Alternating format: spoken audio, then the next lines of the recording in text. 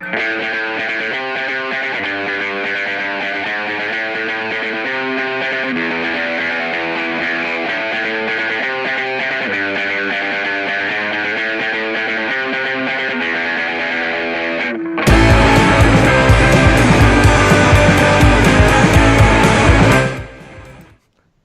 don't know what that was, but welcome once again to the Movies and Stuff show. My name is Dan, and was someone just yelling at Marty's apartment? No, it's my husband. He's playing League of Legends right now in the other room with the door closed. So something really bad must have happened. I thought it was the streets of Palisades Park coming alive.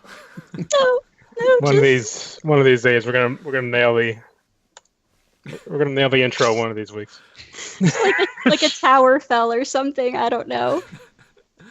Might be the curse. Maybe that's it. You know, at least we got the show started on time, right? And it looks like it's okay. If anyone says otherwise, let me know. But it seems like we have a show going on, so let's get started. Welcome to the Movies and Stuff show. We have two wonderful guests this week. Back-to-back weeks. Amanda. Yay. Whose husband is having fun. Losing, probably. Having a worse night than us. And the co-host of, what's your show called again? Loomings. Loomings. See, I almost said vegetable lasagna. Yes, I do that too sometimes. Yeah, stuck in the past. The host of Loomings, Tom. Hello. If you hear noises in my house, it's just cats, I think, tonight. So they probably aren't screaming, but we'll see. If there's any noises, that's what it is. Maybe they'll be so mad about what we say about Mother that the cats will start screaming. They could be. There's one who kind of screams just when he gets hungry, so that's actually a potential thing. He just comes around and it's like he's just screaming food. But we'll see. We'll see. Your cat can talk to Amanda's cats, and yeah, it can just be like a cat episode of the show where multiple cats are Skyping. Ever. I have like 5 stray cats that at least come to eat on my front porch every day. At least 5. We put out a bowl of food. You gotta live stream that stuff. Cat cam. Yeah. See that? Then missed opportunity. Cat cam that. Instagram it. Have people staring at cats and walls. You won't get 2 downvotes immediately from that. It'll get more views than every episode we ever do. Oh yeah, absolutely. Easily. And I don't expect us to get a lot of views this week because we were talking about Darren Aronofsky's Mother. And we did our primer episode last week where we talked about Black Swan and some of his other films. And I invited Stefan back and he said politely, no thank you. So I think we're going to have a less tense episode than we did last week. That wasn't tense. That was great. No, that was fun debate. Yeah. I can do a D impression, I guess. A Stefan impression. All right, let's hear it. Oh, well, not yet. Hold on. You got to get into. You got to talk about Aronofsky, okay, and I'll brood for a while, and then I'll start talking. I'll start ranting. Then you just dismiss our entire points with one word and move on. I'll just talk over you, Dan. All right, that sounds good. Yeah, why not?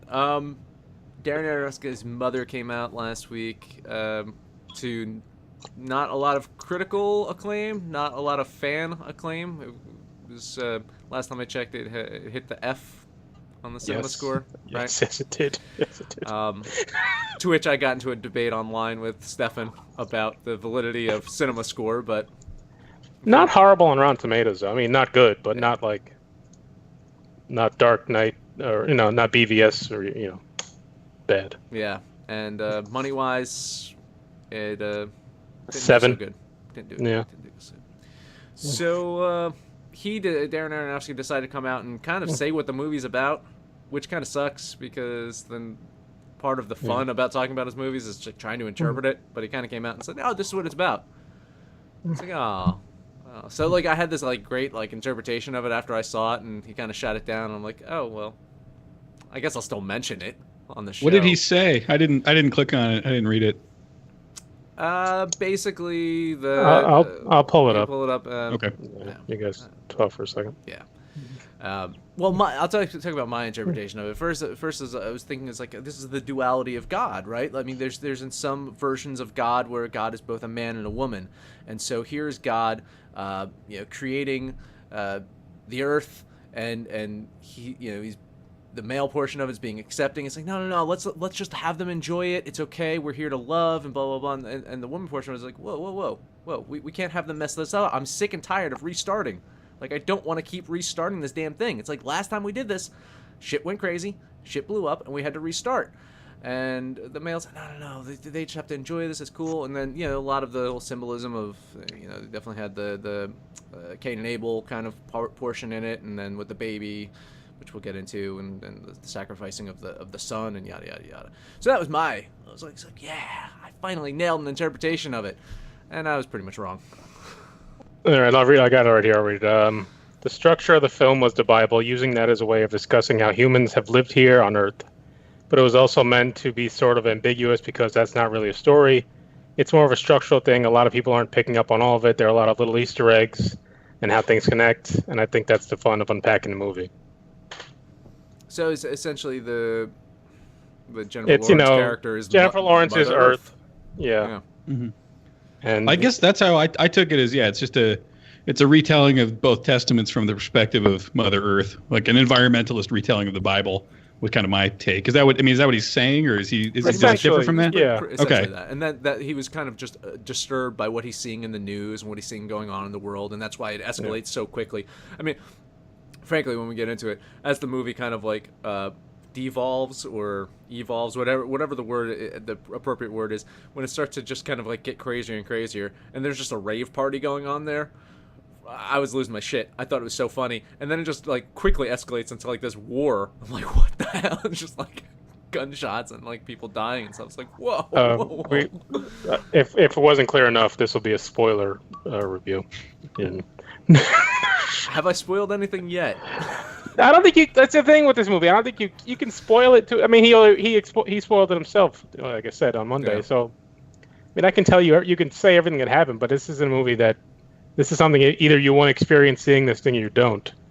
It's not a, it's not all the bad, they all die at the end kind of spoiler thing. It's, It seems like it might actually help if people know what they're getting into, as opposed to people who just think it's a horror movie. Right. Yeah, that's some of the critiques I've been seeing online so far, that this movie was sold as some kind of a, maybe a thriller, even mystical, maybe this, horror movie, and then it's just this almost straightforward Aronofsky's view of the world at this, So I don't know, it didn't work selling it that way either, because it didn't, like I said, we didn't make much money. So if he had sold it as this is what I think the world is going through thing, I don't think that would have made money either. So it was almost impressive. Yeah. For what it is to make as much as it did is impressive. For them to have spent $30 million and put it out 3,000 screens, I don't know. Yeah. I mean, I guess it's just not a marketable movie, really. It's not a mainstream type of movie. There's not that much. Yeah. It's like a piece. It's more. I know Stefan would kill me if I said it's like a piece of art, but it's more like an art house movie where it's just like, here's his thought, here's his little impression of something. It's not. I mean, it's not going to sell to huge crowds. No, this isn't something you can just recommend to. Hey, I'm going to the movies this weekend. What should I see? Kind of thing. It's like, if David Lynch put out a movie and it's like, it wasn't a blockbuster, people would be like, oh, David Lynch sucks. He can't put out a blockbuster.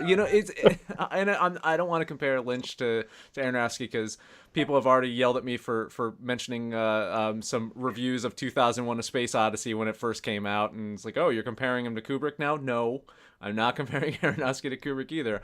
I'm saying when fans have initial impressions of films, sometimes they're not always the most pleasant, as was 2001, as was this film. Do I think that this film will grow on people? I think some people over time would probably grow to like it a bit more, but it's not going to be a mainstream film. So before we analyze that anymore, let's just kind of go around the room and just get general impressions of whether you enjoyed the film and what you thought about it, and we'll start with Amanda. And we lost Amanda's audio. Amanda's audio's gone. We can't hear you. Yep. How'd that happen? All right, we'll start with Tom then. We'll start with Tom and try to figure out Amanda's audio. I did enjoy it. I thought, I mean, it's not a very subtle movie, but I don't think he was really trying to do anything subtle. It is, I mean, it's somewhere between allegory and satire, I think, about the world and about his feeling of, like, I did feel like it was just, what's your impotent rage and confusion at how crazy the world is. And it seems like Aronofsky is particularly attacking the Christian culture of America, and specifically the ones in charge of politics. It seemed like that would be maybe where that's coming from him. And so he's just doing kind of like, all right, well, let me just do this scathing attack on this idea of, okay, Christians who are in charge of everything. If you love God and you love creating, you love the creator so much, why don't you care about what he created? And then he's just getting into all that. And it seemed like he related to Jennifer Lawrence. And so it just seemed, it's almost like a movie that's the equivalent of listening to him rant. Like if he just got drunk and ranted about his views on everything, I feel like it would be something like what this movie was meant to capture. Well, apparently he said he gave it a little note to reviewers going in that he saw them, he was watching the news, got upset, and wrote this movie in 5 days. I think that shows. So not even like a horrible way, but I think it's interesting like it is what that it he is. was able to take that and turn it into. Well, I mean, it's not hard for him to get Jennifer Lawrence to be in a movie, I suppose. But for him to take that just 5 days of rage writing and turn it into some kind of a major Hollywood movie, I guess is impressive. But I still think like it's not a major Hollywood movie. Like, well, somehow it has major movie stars in it. Yes. And it's got. I think it's like The Fountain in that, where like that's also an art house movie that somehow he got $30 million to make, and you're just like, I don't really know. That was never going to work. Yeah. Sorry, I cut you off. No. That's what we're talking about. I mean, I would say it was an uncomfortable watch, and I think that's the idea of it, which is fine. I was somewhat let down, like I said, when he came out and just said what it was, because it kind of takes away from the idea of discussing what the movie was about. Originally, the God stuff, and is all kind of easy to take on, but I thought there was also some kind of aspects of fame and celebrity thrown in. That's what I almost thought he was trying to talk about, that we're obsessed with celebrity, not so much, gods, but I guess that wasn't what it was. People ask if did you enjoy it? It's hard. I couldn't say I enjoyed the film, but I did. I didn't hate it. There were people at my screening that walked out. I will say that there are about 5 to 7 people that walked out, so I didn't hate it on that kind of level. It's uncomfortable to watch. You have to know going in that it'll kind of test your stomach at some points. I guess we'll talk about the ending later on, but that's the cringe moment of the movie. His message isn't overly deep, I guess. I might have to say. Like, yeah, we're tearing the earth apart. It's not an original thought. It's not really. I have a thought. I have an additional thought on that too that we'll get to. All right. Yeah. No, you go ahead. I want to see if Amanda can talk yet. Nope. No. What is going on? What is going on, Amanda? I don't know what to do. See, I jinxed us, and I was like, we won't have any technical issues, and yada yada yada. No, we still can't hear you, Amanda. That's crazy. She'll have to just become part of the chat. Visual chatting. Should be visual chatting. Yeah, we can see her and see what she's saying. She can type on the screen and say. It's like a metaphor. See? Oh, look at that. We have the woman on the show, and we've silenced her. Oh, we could have played that off. Damn it. Have her keep talking. I had no idea. Her growing confusion and anger. It's the movie. She could have been our mother. I'm gonna try to figure this out. So Marty and Tom, you can continue to talk while I try to figure out what the hell is going on with Amanda. I guess we can touch on some performance. I thought Jennifer Lawrence was good. It's not uneven at times, but again, it's hard in this movie to judge performance because you don't know what they're going for at any other minute. Well, I think they're playing archetypes. They're not really playing people, and so it's just one of those. Like I don't know. It's probably valid. You could nitpick the performances, but I just feel like Aronofsky was not trying to make something real or something with there's no depth really to any of the characters by design, and so it's hard to expect that. It's always fun to see Michelle Pfeiffer back in movies. She was really good. I thought her and Ed Harris as I guess we're calling them Adam and Eve. Yeah, I think so. So they were the fun, crazy married couple that came in. She was just kind of the little interplay. Oh, now we lost all our screens. Nah, we'll be back. We'll be back in a second. Yeah. The interplay I try to between her fix and it and I Michelle just Pfeiffer. make it worse. Yeah. I was like, I like the interplay between her and Michelle Pfeiffer. That got laughs a lot in the theater where I was watching.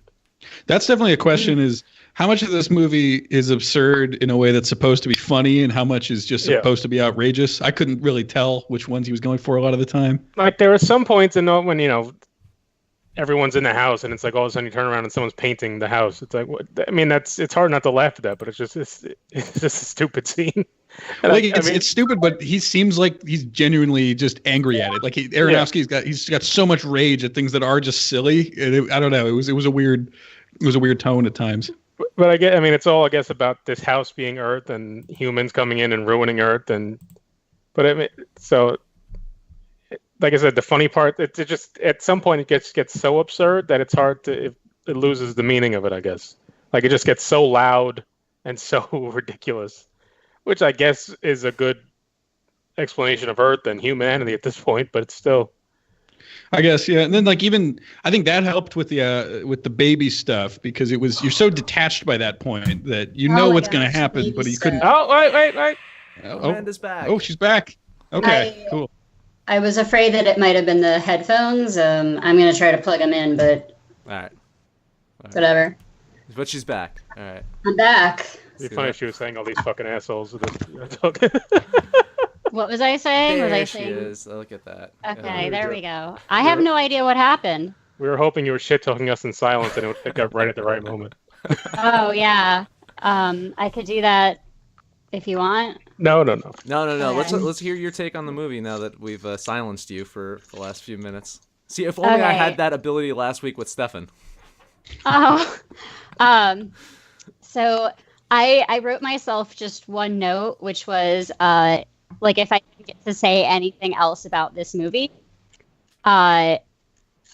So if you are at all interested in the ideas that Aronofsky throws out there, but then doesn't really bring to a decisive conclusion, like this idea of sort of the implied mother figure in the Bible and the role of creation versus other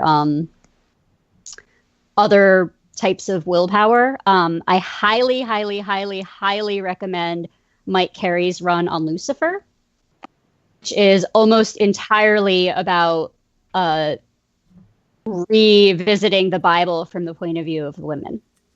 And it's actually has a beginning, middle, and end. And there's character arcs, multiple ones. And the art is just as beautiful as anything that showed up in this movie. And you don't want to throw up like ever. So it is possible to do like exactly the same thing and not completely repulse everyone.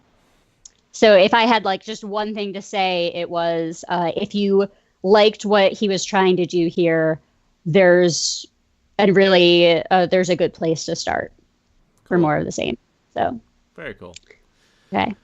So if my audio cuts out again, I'm at good. least got your one main point. I've said the most important thing about that, which is there's something similar to check out, and I would love to hear somebody compare. And we'll get to hopefully your audio stays on because you have a comparison between this and The Fountain as well. Yes. So we'll try to get that in a little bit.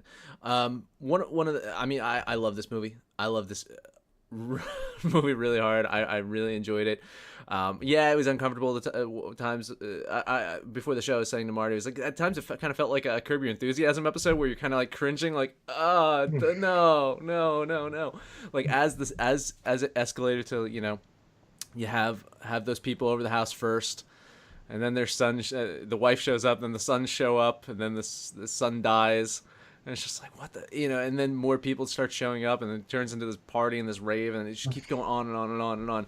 And it's absurd, and I'm laughing. I'm laughing at it. I think it's so funny of how this just like, well, that escalated quickly. And at the same sense, I feel bad. I do feel bad for the Jennifer Lawrence character, and we were talking about this before the show, Amanda. We've been at times where we've been at parties where being the sober ones, and like a college party or something like that, and you're just like, no, don't fuck that up. No, please just get off the sink, please. It's not mounted down. Please get off the sink. Don't do that. And like I felt for her. Like that part of me is like, oh, I do feel so bad for her that she's in this situation, and And listen, I've been married for a while, so I get it. I become the husband type character where it's just like, no, it's fine. People are having fun. Don't worry about it. Don't worry. It's cool. So I can see both sides of it in the same sense. And I think Javier Bardem played that role so well. I thought he was so good at like pulling the best out of what that creator needed to be. Really fun film for me, and yeah, it's not for the masses, and if you don't like Aronofsky, you're not going to like this. And I think that was one of the points I wanted to add to it, is that whole thought of being someone who creates. And Darren Aronofsky is known as someone who is a creative person, yet, and we mentioned this on the show last week, one of his things is themes of addiction, themes of obsession, themes of perfectionism, and those were, pretty much rampant in this movie as well. And I think what he was trying to call attention to as another element of this movie was, it's like, yeah, I kind of hit a creative wall myself, so I'm going to lean on these themes that I know that I'm going to be called out on, but I trust them, and I'm going to still lean on these things in this movie, and so be it. So I do see some of himself in that Javier Bardem character, which is ironic because he's dating J-Law in real life now. I don't think it's that ironic. I think that it's self-reflective, and that he is also at the same time kind of making a statement about like, hey, this is a thing that egotistical men who make art do. And I even went back. I was like, Did the foremother, did she look like Rachel Weisz? Was this like like who was that last actress? Is she next on the escalator? So I don't think, he's he's a smart guy. He's maybe not as smart as he tries to make himself seem, but he's smart enough to know that this is also like a reflection of what kind of a creator he is. Mm-hmm. And I think that was intentional, and that, he wanted that to be part of like the many interpretations that you could have. Right. Well, it seems like that also plays into just this impotent rage at the world, where it's almost like, why am I continuing to create when everything's falling apart? Shouldn't I be doing other things instead? And I don't know. That seemed like he seemed very angry making this movie. It didn't seem like a meditation on it so much as just that fever, that feverish feeling. It felt more like just a release than anything else. Maybe to channel Stefan for a minute. I was thinking about what he said last week, and I feel like a lot of Aronofsky's movies are kind of like a Seinfeld joke, where he's like, hey, you guys, so what about that Bible? Or like, hey, what's the deal with wrestling? And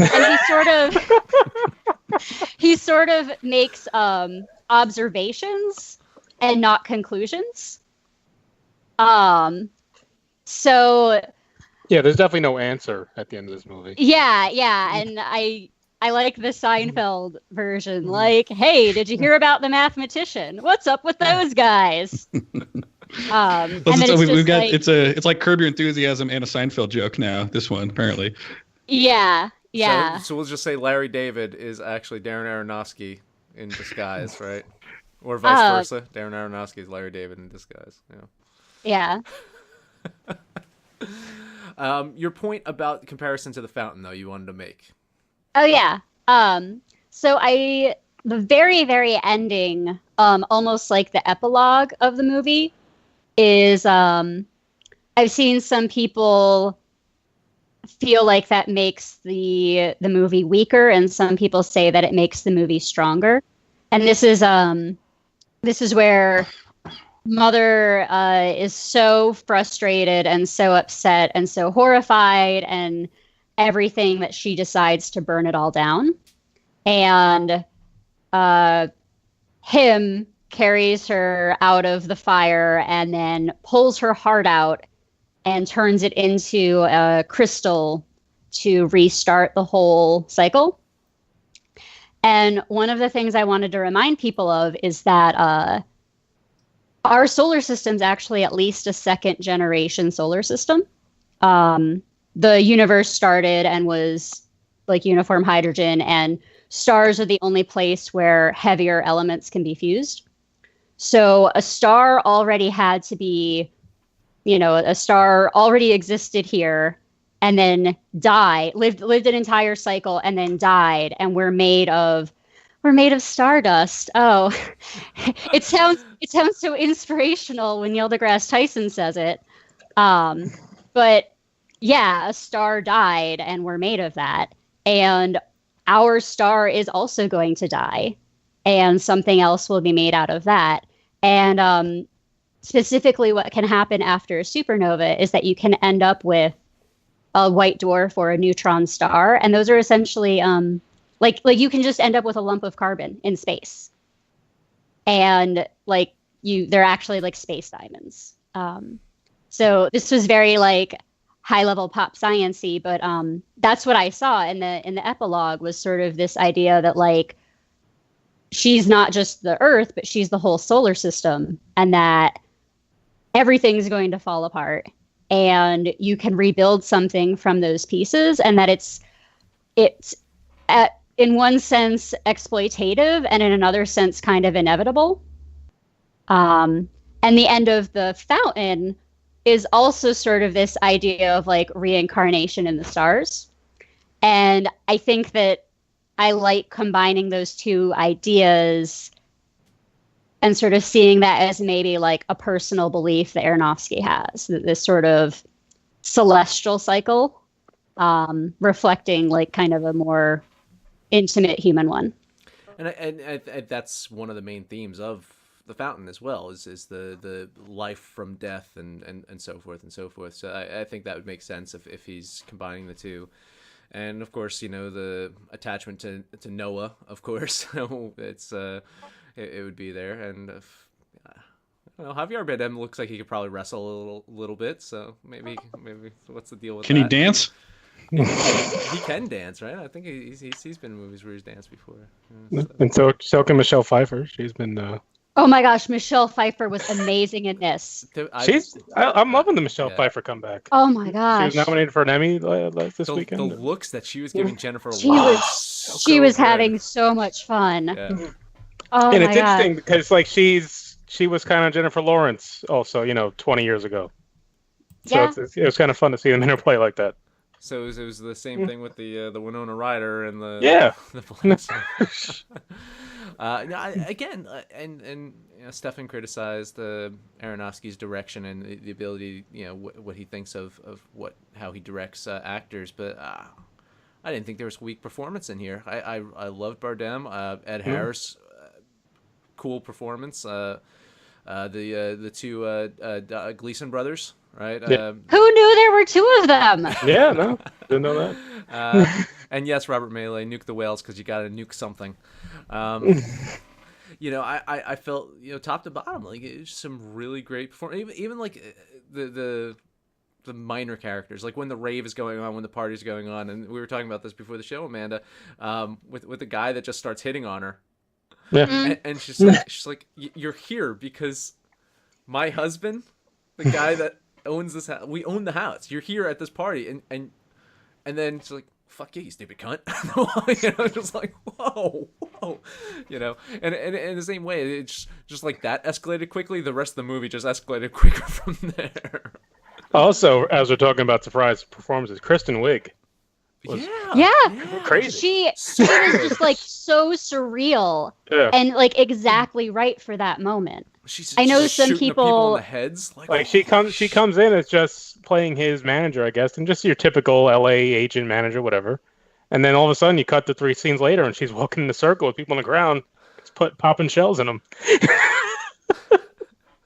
It's like the movie just changes that quickly, but it was weird. Like it's funny to see like he can just throw in a known actor like that, and it worked, I guess. But it was just funny. It was just crazy. I was with my friends. I was like, we know she probably stopped by for like a day, and they just left the camera on for like an hour. I want to see the blooper reel where she does like 20 takes in a row of different like off the cuff, like line them up, give me another 6, just because he films quickly, and pretty efficiently. So she probably was just like next door for lunch, and they're like, "Oh, you got to come do this. We can have you do something." Right. And then she just like walked back and forth for an hour, and that was it. That's how I imagine it. So I would love to see that part. It would be better than the Ghostbusters blooper reel. Oh, you're not. I missed drinking this one. I'm sorry. Amongst our games that we play on the show, the Ghostbusters one lives on. Marty even tweeted out that this film made him as uncomfortable as watching Ghostbusters, right? Yeah. I did tweet that. Yeah, it does seem though like a lot of especially looking at Reddit and some other places that for the most part women are not digging this film, and no. It's being hammered by a lot of women, and again I am not going to speak for women. I can't. I'm not qualified enough to do that. But I find it a little weird because again I do think it's a movie very pro woman movie, and I get it. It's like the woman is kind of like the nag in the movie, but she's not wrong. But the movie watched literally. If you watch it just literally and not think of anything that's happening, it's a woman who gets the shit kicked out of her. Mm-hmm. It's a woman that has her baby stolen from her hands and torn apart. Spoiler. It's sort of like completely subservient. So if you're watching it just literally and not thinking about all the meanings behind it, it's I could see where there would be an issue. Yeah. It's also a little bit it's the movie acknowledges a lack of empowerment for women and then forces you to feel that, but it doesn't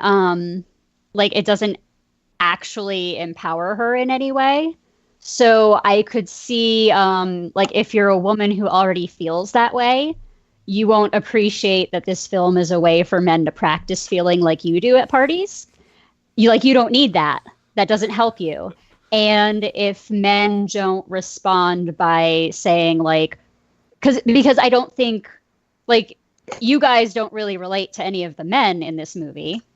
So it's not like you're going to say, oh, hey, maybe that's something I've done to my wife. No, so it's quite possible that I have. Maybe it's like very, yeah, it's very sort of like observational and kind of acknowledges that this is like a bad way to feel and that he sees that, but it doesn't fix it. So it's sort of like when an addict is like, oh yeah, I have a problem. And you're like, okay, that's the first step. And there's supposed to be 11 more. And they never even. And it's like it's like you're not getting a cookie just for the first step. I mean, I give him a cookie for the first step because I just want to feel anything in life. But I can definitely see where a lot of women would be like, okay, this isn't enough. You diagnosed the problem and then you just showed it, and also your girlfriend's titties and a whole bunch of others. I was going to mention that on a very basic level. It's a lot of her walking around in a white T-shirt. With, I think I've said before that I'm not really comfortable with movies where I feel like I know what the writers think about when they masturbate, and I'm like, I really hope that we still don't know anything about Aronofsky's sex life. Wait a minute, they did have a sex scene, and he finally approached sex. Was it sexy enough? No, I still suspect that he's asexual, which is fine. Not that there's anything wrong with that. No, it's just surprising that for someone who's so interested in addiction, that sex isn't anything that's come up in his movies. I would disagree. I mean, there was, when they talk about having, it is mentioned that he's almost kind of impotent in this movie. And Michelle Pfeiffer even says to Jennifer Lawrence at one point, if he's not having sex with you, it's either one or two things. Right, but it's not. One of them was he's gay or he's doing someone else. I assume that was. It's interesting that it's not shown as more of a primal driving force for more of his characters. Mm-hmm. Just interesting. Maybe that's what we get in the next one. Maybe the next Aronofsky movie is hey, so what's the deal with this sex stuff? And then we'll see that. There's that bathtub scene in the fountain. There was, but that was heartbreaking. That wasn't That's true. Wasn't primal. Yeah. And the sex scene in Black Swan was a dream, I guess. So. Yeah. And drug infused. Mm. I think the only note that I wrote down that I haven't mentioned yet was that my initial impression of the movie, since I didn't talk at the beginning, before, like, maybe in the first half still, before it was quite obvious that it was like a biblical structure. I think I leaned over to either my husband or my friend and I said, "Oh, this is like a reverse Aronofsky movie where Jennifer Lawrence is a normal person, Mother is normal, and like every other character is an Aronofsky protagonist." Because most of his movies are like a crazy person trying to keep their shit together surrounded by normal people. And this felt like a normal woman trying to keep her shit together around a world gone completely insane. Yeah. And I thought that, like, she seemed kind of flat and kind of boring and kind of a lack of a character, which is also maybe what some women, I mean, like, that bothers me a little bit, that, like, the least interesting character in the movie was her. But definitely for the first half. I think the second half it kind of shifts though. Yeah, I do. I did want to ask, at what point did you guys realize that this movie wasn't just kind of a weird, this house is something odd kind of, or something's going on here when movie? the opening credits said Darren Aronofsky. Kind of figured. Yeah, I mean, I guess when Ed Harris's character shows up, it starts to come to me, and then when his son, when the son died, I was like, it's Cain and Abel, right? That's when it started clicking for me. It's like, okay, I'm starting to see a lot of this biblical stuff come in, and when they dropped like the crystal heart thing, and she shuts them off, I was like, that's kind of like the tree of knowledge in a way, or there's making some kind of allusions to like, so that's when it started like rolling around in my head, and then after that it became blatant of kind of the biblical overtones of it. I think I made it until Kristen Wiig showed up. I made it all the way through the Old Testament, and then once the New Testament started, I was like, oh, and then immediately like started putting the connections together from the first act, which also kind of helps you not care that things don't line up perfectly, right? Because you're remembering and not like trying to line it up as it happens. Do gotta say though, reverse Aronofsky sounds like a crazy sex position. So if he might not be into sex, but I'm interested to knowing what the reverse Aronofsky is. So oh man, let's put that to our chat group to define what the reverse Aronofsky. Yeah, I'm hoping for diagrams and GIFs and. Yes. If you come up with any diagrams or GIFs, we'll show it next week. Could be like a Cosmo article. So, Ponyboy asked this question: would any of us rewatch this? And absolutely, I would rewatch this. I would say no. Like you watch it eventually. I don't know. Yeah, eventually, but it's not something that's like, oh, it's on HBO tonight. I'll watch it. I'd go back to the movies and see it if I could. Like, really? Okay. Oh yeah, absolutely. And especially now knowing what it is, so there's no real reason to go back and try and figure out what it is because he told us what it is. So it kind of takes that the idea of studying it is kind of gone. Yeah. Amanda, are you gonna rewatch it? Yeah, but if I go to my little shelf of Aronofsky movies, it's not the first one I would pull out to rewatch. Like I rewatched all of the easy ones last week, so like I think I would pull The Wrestler out again before I would rewatch this one. It's the easiest one, right? I mean, it's. Yeah, The Wrestler's the Wrestler's easiest. The most accessible of his films. It's the one that's most like an actual movie. Yeah. And he was gonna do The Boxer as well. He was gonna do The Wrestler and The Boxer back to back, and then he dropped out of The Boxer. I mean, I don't think he can do anything with a boxing movie that hasn't been done. No, I think that was it. He just basically he was like, I'm just gonna recycle what I did with The Wrestler, so I might as well not. I'm gonna do Black Swan instead. No. Yeah. Would you rewatch it, Tom? Yeah, I think it's interesting. I probably wouldn't want to watch it for a while, and I just don't really like watching unpleasant movies that often, like rewatching them. I don't go back to them that much, but I guess I don't know that it's kind of like what Marty was saying. I don't know if there's a whole lot that will click that didn't click once you kind of figure out the conceit of it. But I think it was well put together and an interesting movie. So yeah, I'd go back to it. But The Fountain and Black Swan are the ones I probably rewatch if I was picking one from my shelf. Fountain's so good.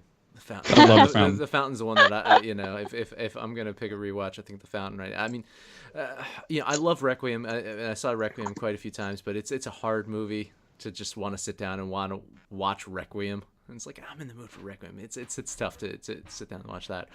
Wrestlers is a fun movie, but the one that I think I would get the most out of upon a rewatch would be The Fountain, and still try to pick things out of that one the most. And again, great performance. I think one of my favorite Hugh Jackman performances, and Rachel Weisz is amazing too. So, and Mario, you didn't see The Fountain yet, right? No, not yet. I gotta get on that one. That's we'll do a Fountain episode down the road, and probably before his next one. Probably not have Stefan on. Yeah, before whatever his next one is. Okay. Before we finish up, do we think the most controversial part of the movie, I guess, is the baby. That's what's getting the boycotts going. Which I read some today where the right's trying to boycott Jennifer Lawrence, which I don't think anyone cares. But I guess the question is what did they do with the baby? Did they start using it for stem cell research? Because that is the important question right there. If they started doing that, then I mean, it was so like when she has a baby, it's like, oh, something bad's gonna happen. Yeah. I had no place to sleep because someone stole the crib. Yeah. And then like when there's kind of crowd surfing and you hear that crack, it's like that was like I like turned in my seat when it happened because that was the audible gasp point of the movie. Yeah. So yeah, I could see. I mean, at that I don't care enough to. I mean, not that I don't care about babies, but at that point I bought in that this is kind of just kind of a nuts movie. So you kind of expect something horrible going to happen, but I can see again if people are just taking this as a literal movie and just reading. People who are upset about that are probably just reading about it, thinking, "Oh my god." So I could see why they would have problems with that, but I just wondered if anybody thought that was maybe one step too far. But you can't really tell the New Testament and not have them eat the kid. Yeah. That's what atheists think about Catholics, you guys. That's the joke. Eating babies is super weird. Maybe you should not tell people about that part right away. Yeah, and I mean, it's funny to use. My wife didn't, see the movie, but she read like the spoilers beforehand, and she's reading the spoilers. She gets to the point. She's like, "Nope, not gonna see this." And I'm like, "What?" And I didn't want to ask, "What?" Because I was gonna go see it, and then it's getting to the part, and then you just hear that crack. I'm like, "Well, that was the part of the spoiler that my wife got to." She was that's the part where I couldn't even convince. I couldn't say no, you should see it because this and this. I don't think I can get to that point where I can recommend it if you have that kind of feeling about it. See, and that's where and Amanda's kind of brought this up in past episodes, which I guess we'll just do a hashtag synergy just for the sake of talking about our past episodes, where mention about sound. And how sound is so critical and so important to enjoying a film, and that whole debate of could you enjoy certain movies at home versus seeing it on the big screen with the great sound and their sound system. And that's one of those things where it's like sound kind of really, I guess, works against you, for you, whatever you want to say. That's where it's just like where that crack is. It just like it's like a pin drop in the theater. You hear that crack and it's like, ugh. You don't need, the baby could have been off in the distance. You see the baby and you don't see the actual neck crack, and you hear the crack. But the baby could have been off in the distance. Yeah, well, you kind of see it. You see the head go kind of like that. Yeah, but if the baby could have been off screen and you could have heard that crack, and it would have just made you like, that. Yeah. So that's where sound was just like, I think Aronofsky is so proud of getting people to feel that way, though, even though it completely destroys the ability of a lot of people to enjoy the movie. I think he's very proud of that. I bet that's one of the things that he goes back today. Yeah. He also, that scene is followed almost immediately by Jennifer Lawrence getting the shit kicked out of her by the whole mob, which was another moment we were watching like, oh, come on. And it's like, that's where they're throwing in the nudity as well. It's like, I don't, it's just like, I don't know how. And this is where Stefan would say that those are really cheap ways to get reactions, and that if he was better, he could get the same thing without resorting to baby killing and rape. Yeah. Like those are I admit, like I feel like he's a smart enough guy. He could figure out how to do this without going for like the visceral, but that's also what he's known for, and we're all talking about it. So that's a fair point. I think we've talked enough. Does anyone have any final points, or move on to? I have a question for it. Well, if anybody rewatches it, if they could pay attention, did we have a Mark Margolis cameo in this? Because all of the actors from Pi have shown up as extras in all of his other movies so far, and I did not see Mark, I did not see Sean Gillette, and I did not see the super hot Indian neighbor from Pi in this one. She's been in a couple of them too. So I was just like, that's our assignment for the rewatch. I'm like, I might have to rewatch it and then just like go frame by frame through the crowd scene to see like what cage he put them in, or like. Oh God, yeah, the cages. sorry, but maybe they had masks on their head and being shot from behind. I mean, that's funny 'cause they're like they did it with Star Wars has James Bond characters of it as a stormtrooper. You just have random famous people and getting shot in the head under those hoods. Right. It's like, oh, yeah, I was in It might be Kristen Wiig like shooting other characters from Ghostbusters. Yeah. I would guess Daniel Craig does not have a cameo in this since he's married to Rachel Weisz now. Yeah.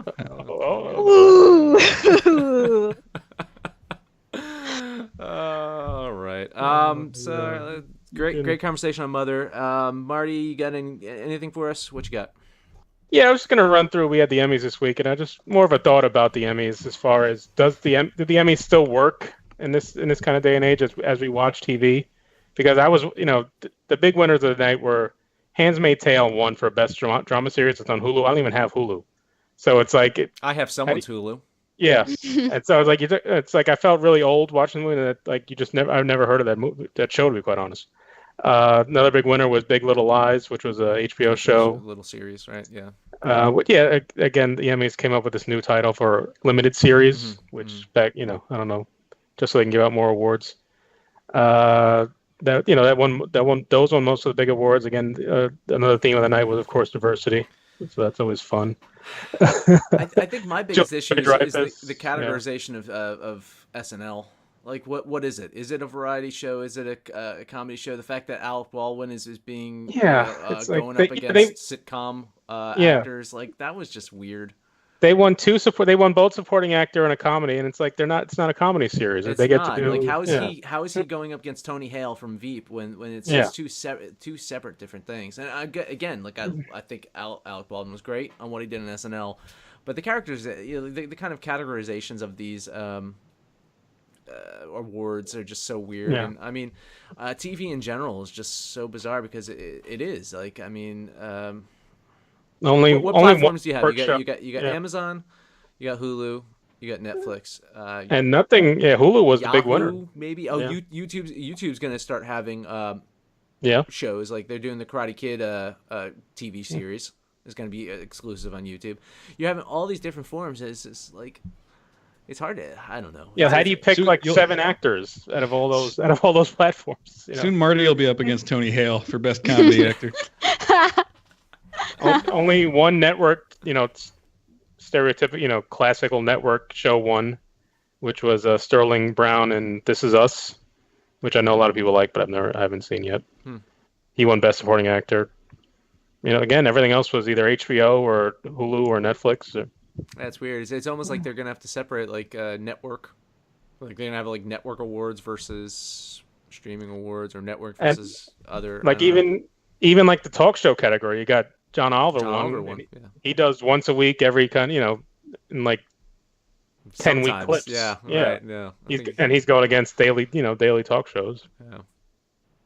So I don't know. I mean, award shows in general, like. And then, like every time after work, you get I trash them, but I watch them. So yeah. I mean. But again, it's like, oh, Hollywood preaching to us again type shit. But I just always mix up like what Emmy. Okay, Emmys is TV. Golden Globes is TV and movies. And movies, yeah. So that gets even like weirder there. Do they even televise the Tonys? Yeah, they do. Television of the Tonys, and they do that. Yeah. And it almost like the Tonys format at least is good in that you only get to win once. Like, I love Julie Louis-Dreyfus as much as anybody, but she's won now every year that Veep has been on. She's won. It's just, I mean, I don't know. Do you need that anymore? Can you just bow out every once in a while? Like, even back in the day, Breaking Bad won like 4 years in a row. It's like, all right, come on. Like, why are we even having the show anymore? Just. I guess that's the question. So, if you watch a show on TV or streaming or whatever, like, what is your show? What is the show that you watch? Tom, do you have a show that you kind of? Well, Leftovers ended, and I didn't even really like the third season, so that was my one, and I think I'm done for a while. I'm done with TV. I'll come back someday. Amanda, do you have a show on one of those platforms that is your show? I mean, just to give a sense for my taste level, the last thing I binged that I really loved was Ice Fantasy, which was a translation of a Chinese soap opera. So it's the worst thing ever, and I can talk about it until you stop me. So I'm just going to stop right now.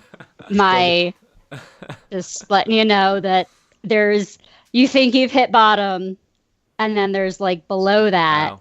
And that's where I am with just watching whatever Netflix throws at me. Marty, what's on right now, or what's like your? That's another thing. It's like it's almost so much now that I don't watch any of it at this point. I'm stuck watching shows that I've still watched forever that I'm not sure I like anymore, but I just keep watching them because I know when they're on. Do you still watch The Walking Dead? No, I never. That's the one show I never get into. Okay. But I still watch Grey's on TV. Yeah. I'm waiting for Grey's Anatomy to come back on because I still watch that. I'm still watching Ray Donovan on Showtime, which I'm not sure I like anymore, but it's still on, so I watch it. That was like the Dexter thing. I stuck with Dexter to the bitter end and was like, why? And then I'm around people's like, oh, do you watch this, and this, and Netflix? Like, no, I haven't heard of that one yet. It's like, I'm still in the mindset where I'm better. Something's on at Sunday at 10, all right, I'll watch it then. I can't get into this watching 10 episodes in a row in a weekend type shit. I don't know why. I can hear you too, because like, one of my biggest blocks about watching a show that's streaming or something like that, even a show that I can watch on demand, I still DVR it just so I have a visible reminder in my DVR. Oh, I got to watch that. I might not even watch it on the DVR, but knowing is like, oh, I have that recorded. It's a visual reminder. It's like, I want to watch that. So there are shows like that it's just I record it and I might watch it on a different platform, but just seeing it on my DVR, it's like, oh yeah, I gotta remind. My latest obsession, and I'm kind of late to the boat on this, but so fucking good, is Rick and Morty. Oh my god, such a great show. And again, like I jumped in season 3, and you don't have to watch from season 1. I have started going back to watch season 1, but you can just pick up any episode of Rick and Morty and just watch it as a standalone episode, and it's just great. It pulls a lot of like the stuff from Adult Swim that I loved from Aqua Teen Hunger Force and like the early days of the absurd kind of cartoon comedy that was on the air there, but it mixes it with some family kind of stuff that you see almost like Bob's Burgers and some of the craziness that you see on Archer. So it pulls like a lot of these things together, and it just works so well. It really is like the deranged Back to the Future. Yeah, you think of Doc Brown, only is just like, completely psychotic. No, it's Sliders. It's the Sliders reboot I've been waiting for. Yeah, it really is Sliders. Yeah. It's so good. Robert Maley in the chat brought up Mr. Robot, which is I remember I watched the first season of that and I loved it, and I just never went back to watch the second season. I don't know why. And now they're on season 3. What about Tom? Mr. Robot, or what? What are we asking? In general. You always forget that we go to Tom first. Yeah, but I just, Tom already, he doesn't watch. It's hard for me anymore. To get into TV. I don't know. I'm just like, I don't come here to listen to you guys talk. Well, like it's a lot of time to watch a show, and I'm why do you even have guests if you're not gonna? We went to Tom first. You didn't listen to him. I gave an answer. He answered first. Yeah, but I'm tired of hearing you guys talk. Yeah, but I have no good answers because I don't watch enough of these things. Like I've never seen Rick or Morty. I've never seen Walking Dead. I might have seen like a couple minutes of some of them, but I tried out a couple shows. I watched some of The Handmaid's Tale. It was all right. And then I'm like, I don't need to watch. Like if I watch a couple episodes, usually that's all I will watch of any show. If I watch a whole season, it's rare. And Like at this point, I'm more likely to rewatch season 2 of The Leftovers than anything new for like a year. So I have nothing, like all my takes are way too dated and nobody even watched that. So nobody cared even at the time. And now it's so dated and nobody cares that it's, I don't know. I don't know what I'm going to say. Well, that's a good way to end the show then. Good way to end it. No one cares what the host. Well, now I'm tired of hearing you talk too. There we go. I tried to loop you back in and you just said the same thing. Yeah, that was my answer. That's why Dan and I dominated the TV conversation. Tom, of course, Tom. A weekly podcast. Right? Where can we listen to your show? Go to fpomaha.com. You can find Loomings. It's also up on iTunes and Stitcher and all the podcast places. Loomings, and we've had some people that appear on your show on our show as well. Right. Mm-hmm. So yeah, and maybe I don't know if I'm allowed to say Abe, but maybe Abe will be on someday. I don't know. I think that's where he's going next. We were joking, like it's like, well, that's his next future. He always seemed like he was connected to vegetable lasagna, so I think loved it. You might be stuck with him from now on. Yeah, if we ever do like call-ins, I assume he'll just be like a third guest. Yeah, exactly. Very cool. And then when's your movie come out? We've got world premiere will be at a film festival in Grand Island, Nebraska next month in about October 20th, so almost exactly a month away. Then it'll play in Omaha in November, and then it'll be on Amazon Video at some point. So we've got features Naomi Jones, and there's a short called The Nuanced Side. Very cool. So that's what Tom's up to. Amanda, what else? What else you got for us?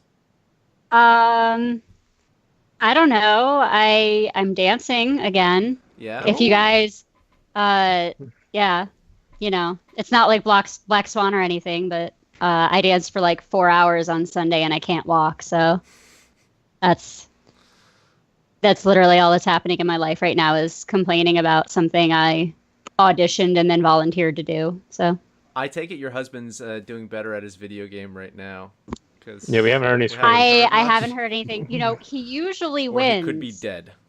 He could be dead. He was actually killed as the show started, and you stayed in your room the whole time and didn't go check on him. Sounds like the plot of an Aronofsky movie, actually. Like the video obsessed game, gamer movie. Yeah. Awesome. All right. Okay, he just terrified me. And now they're coming for you. Great. Yeah. Let's close out another episode of the Movies and Stuff Show. You can please like this video, comment below, subscribe to us, watch some of the videos that Marty's going to put on the screen here. You can follow us on Facebook and Twitter at Movie Stuff Show, as it says on the screen right there. We are back next Tuesday, 9 p.m. Eastern. What are we doing? We doing Kingsman next week, Marty? Yeah, I guess, unless because that's getting pretty bad reviews so far. So if you want to do something else, we can. We might do something else. We're slated to do Kingsman 2. I haven't seen the first Kingsman. I don't know if I'm gonna watch the first Kingsman before seeing the second one. So we might do something else. So right now it's slated as Kingsman. We might do something else, and we'll go from there. But of course, you can watch us live every Tuesday night, 9 p.m. ish. Sometimes we have technical difficulties. We recovered today, not too horribly. No, it was a quick refresh. So we did that. All right. That's all I got. So good night, everyone.